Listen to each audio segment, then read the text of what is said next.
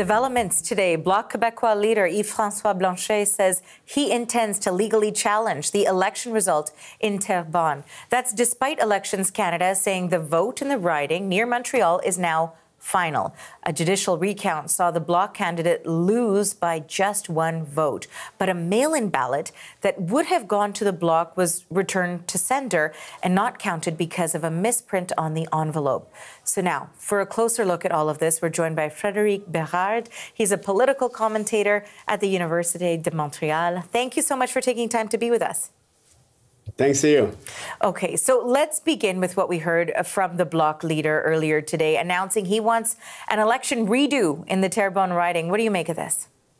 It's going to be tough. It's going to be tough, but nothing is impossible, because if you take a look to the electoral bill in Canada, there's a section 526, that allows a citizen to go and see the court and ask for the court, file a motion to ask the court to cancel the election because of an irregularity.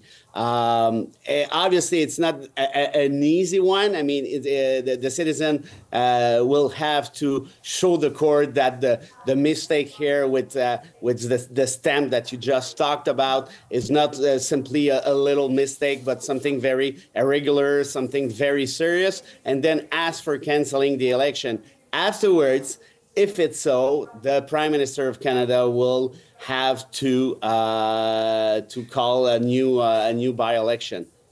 Does it make a difference here in this case that Elections Canada is saying the results are final? What role does that play in all of this?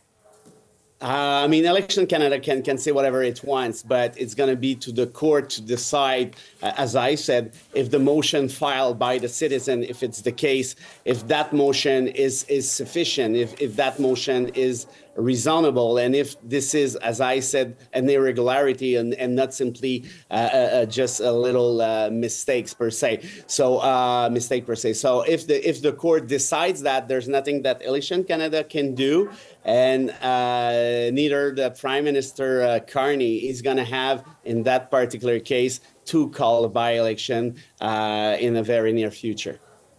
How unusual is something like this when you've got one vote separating two candidates, and then you've got the case of an individual saying, I got a return to sender ballot here? I mean, have you ever seen anything like this? I've been following and commentating, analyzing politics for quite a while now. I would say like at least 15 years. I mean, well, actually way more than that. And it's the first time I see something like that. There was something similar in 2003, but that was in Quebec in the provincial election. But that was different in a way. And in that particular case, there were no question of the mistake in the stamp and all that. So I would say it's probably a first in the Canadian history.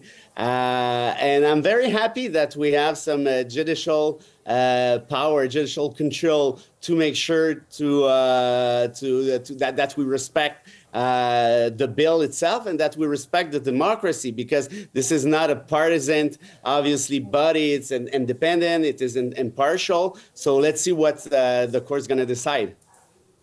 In terms of doing this as quickly as possible, that's something you mentioned. For context, why is that so important?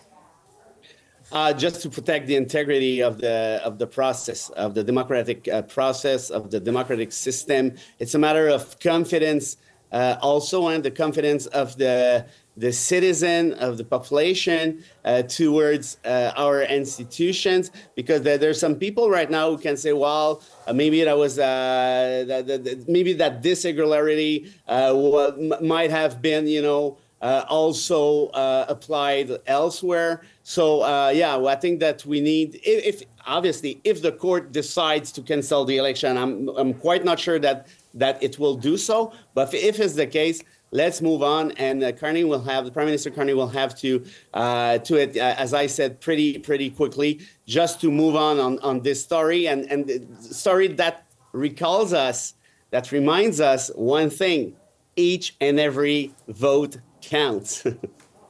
It certainly does, and this definitely demonstrates that. Now, this riding is close to where you are in Montreal. I'm wondering if you have your ear to the ground and can tell us what's the appetite for heading to the polls again to sort this out, if that is, in fact, the way that things go?